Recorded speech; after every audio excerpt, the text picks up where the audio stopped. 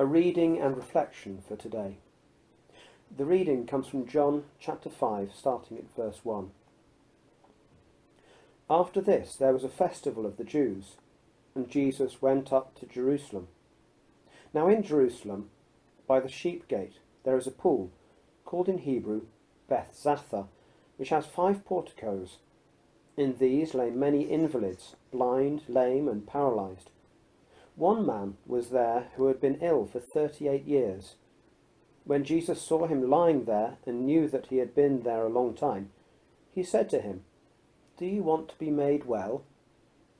The sick man answered him, "Sir, I have no one to put me into the pool when the water is stirred up, and while I am making my way, someone else steps down ahead of me." Jesus said to him, "Stand up, take your mat, and walk." At once the man was made well, and he took up his mat and began to walk. Now that day was a Sabbath.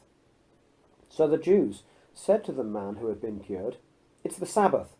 It's not lawful for you to carry your mat." But he answered them, "The man who made me well said to me, 'Take up your mat and walk.'" They asked him, "Who is the man who said to you, 'Take it up and walk'?"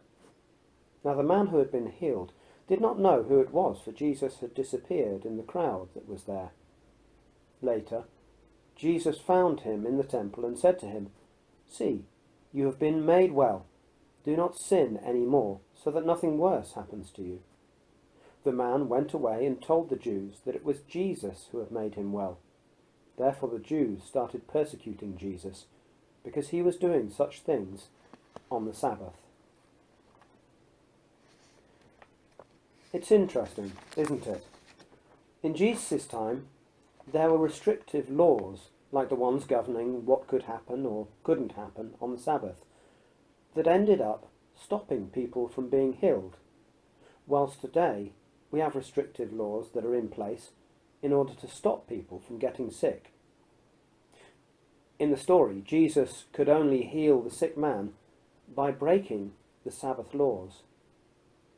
Sometimes it's right for us to break a law that is unjust or causes harm. But equally, there are times when we need to accept some curtailment to our freedoms in order to keep others safe. In Jesus' time, he broke the law of the day in order to heal one person.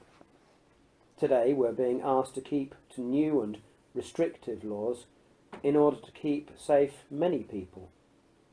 But whether in the 1st century or the 21st century, some things remain the same. Compassion, caring for the poorest and most vulnerable of our society, fighting against injustice. These are the things Jesus called his disciples to do and calls us to do today. I pray today for all those suffering with the coronavirus, for all frontline medical staff and their families. But most of all, I pray for the elderly, the vulnerable, the homeless, and those with underlying conditions. They are the ones on the fringes and most in need of our care and our prayers. Amen.